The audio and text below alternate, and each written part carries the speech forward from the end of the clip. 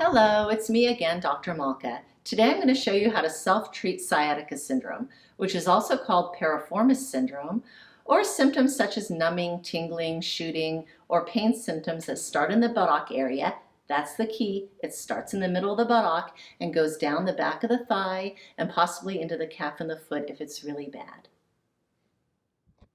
The piriformis attaches to the sacrum. That's that triangular bone just below the low back, and then crosses to attach to the upper thigh bone. The sciatic nerve exits the spine and can travel through a tight piriformis, which can then squeeze on that nerve, causing the symptoms going down the leg.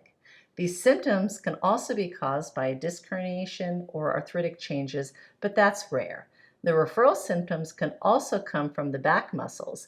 If you have symptoms down the front of the thigh, it can usually be caused by the low back muscle called the iliopsoas. For treatments of these muscles, please click to the low back self-care video below. If sciatic syndrome is an ongoing problem for you, after the self-massage and stretches, I will show you exercises to stabilize the hip region in order to prevent flare-ups in the future. Do the massage in the lying down position. This way the muscle is relaxed and it'll be easier to massage that way. So I already showed you on the chart, but the muscle starts here. You'll feel this triangular bone and drop off. The muscle starts here, goes across the buttock, and attaches down here in that hip area. So bringing the Theracane, you start at that bone and again push up into the muscle, sliding down, diagonal towards the hip, and push up using the torque. At some point, if you feel that referral down the leg, and you do kind of want to search for that, go ahead and hold it up to even a full minute. At some point, you can do cross back and forth motions with the Theracane as well. That's cross fiber friction. And just continue all the way down to where the muscle attaches to the thigh. And you may want to even have to roll over onto the Theracane to really get into that muscle. To stretch the piriformis muscle, let's say it's on the left. Want to cross the thigh over like this. We call this the figure 4 stretch. Reach through the thigh and around the outside of the thigh and clasp behind the knee, pulling the knee up towards the face. And you should feel this stretch. And then you want to maybe lean over to one side and then kind of lean to the other side until you find where you feel the stretch the most.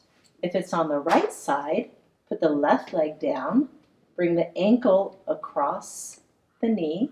Again, reach the right hand through the thigh, the left hand on the outside, clasp behind the knee, and pull the leg up to the face. And again, wiggle around and feel where you feel the stretch the most. You may slide over to the left or come over to the right. And hold this for a full minute or up to 2 or 3 minutes even. If you don't have the luxury to do this stretch lying down, maybe you're at work, there's another way to do the exact same stretch. It's almost like a jar. You can unscrew the jar from the top or from the bottom. Once again, same thing, just figure 4 with the leg, outside of the ankle, on the top of the knee. Put your hands on your legs and then just drop down.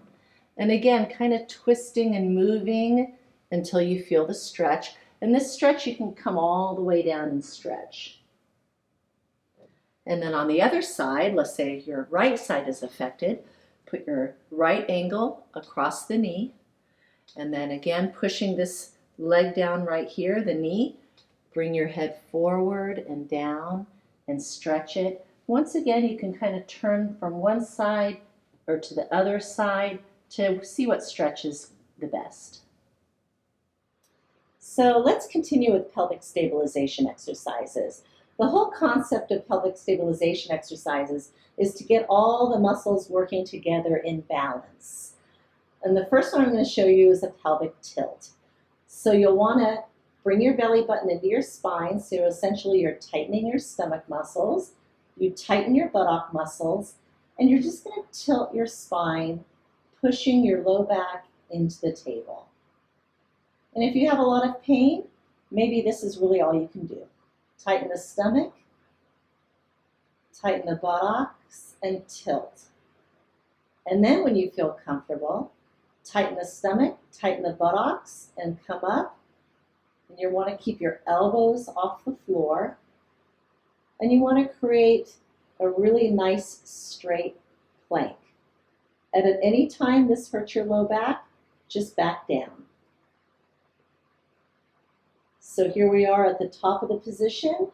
And then as you come down, vertebra by vertebra by vertebra, and the buttocks is going to be the last to touch. And then we'll relax, start this again. Tighten the stomach muscles, tighten the buttock, pelvic tilt, that's pushing the low back into the table or the floor, creating a flat spine, coming up first with the buttock, and then slowly bringing the spine up from the low back up to the mid back, and then up. And I actually call these tushy pushies. That's my cute little nickname for them. And then come down slowly, slowly, and be aware of the control. If you're jittering around in the hips, you really want to kind of lock them in. And then the buttocks is the last to drop down. Again, tighten the tummy, tighten the buttocks, roll the pelvis, and come up, starting with the buttocks, squeezing that buttocks, and then up, and then you're even now. If you're at this point and you feel pretty comfortable, you then want to, with 1 inch, lift the right leg off the table. Now, when you do this, if the hips start dropping, then peel back and then just do the bridging exercises.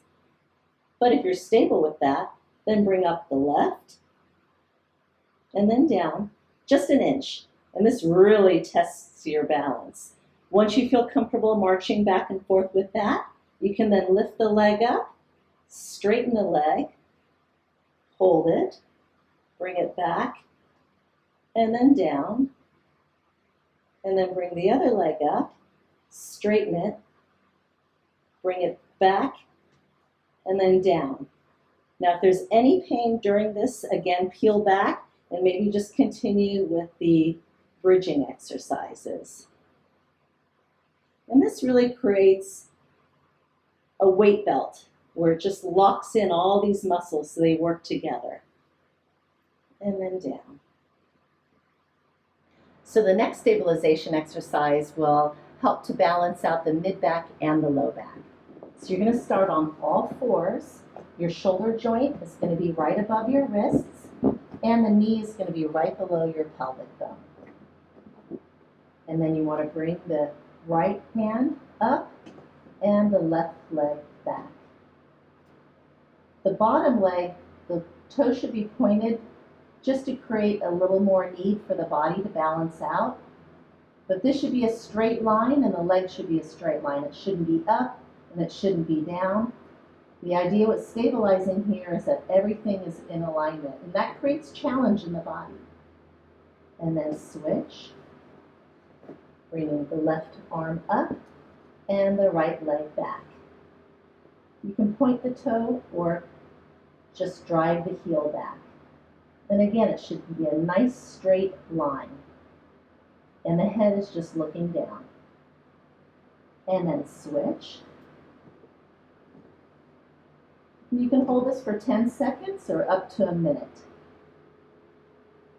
whatever your comfort zone is. And then bring this down. Left arm up in a nice alignment. Right leg back.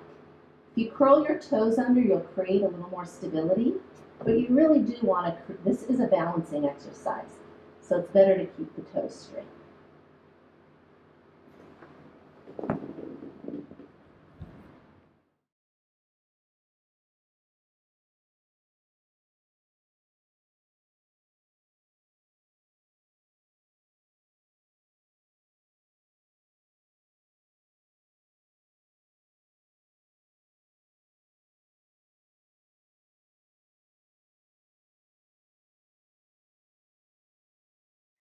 We will be launching a new YouTube video every Wednesday and Friday at 3 p.m.